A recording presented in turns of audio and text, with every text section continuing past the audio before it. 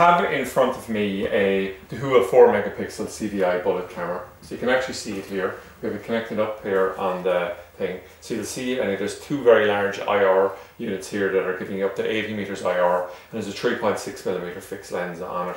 4MP, well, that's roughly twice what a high definition TV channel is, so it's very impressive, that thing. We're actually running an 8MP Dahua DVR at this point.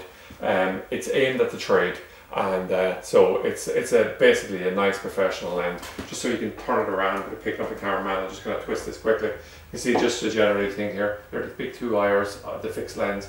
If you look in the back of it here, the three screws we've made in with, and on the bottom we have just a power unit coming in. I think it's a 12 volt 2 amp power unit. I'm using that, and we just have a BNC connection there on it. Okay.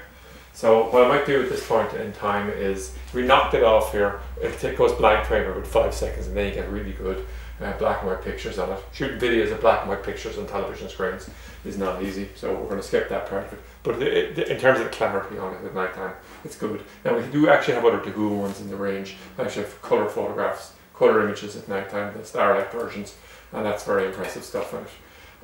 So a good camera here. I might just quickly cover smart detection. This is actually more of a feature of the DVR than the camera itself, but I'm just going to quickly show this, because what I can do now is I can just go add, and you could use things that are built into DVR like tripwire intrusion, abandoned, missing, so we can look at certain areas and say under certain circumstances trigger an alarm, send an email, do whatever like that.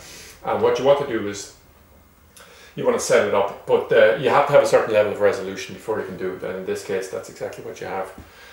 So these cameras are cool because they'll support that type of technology. So overall, I'll say I like this camera here. The price point on it's very attractive. You know,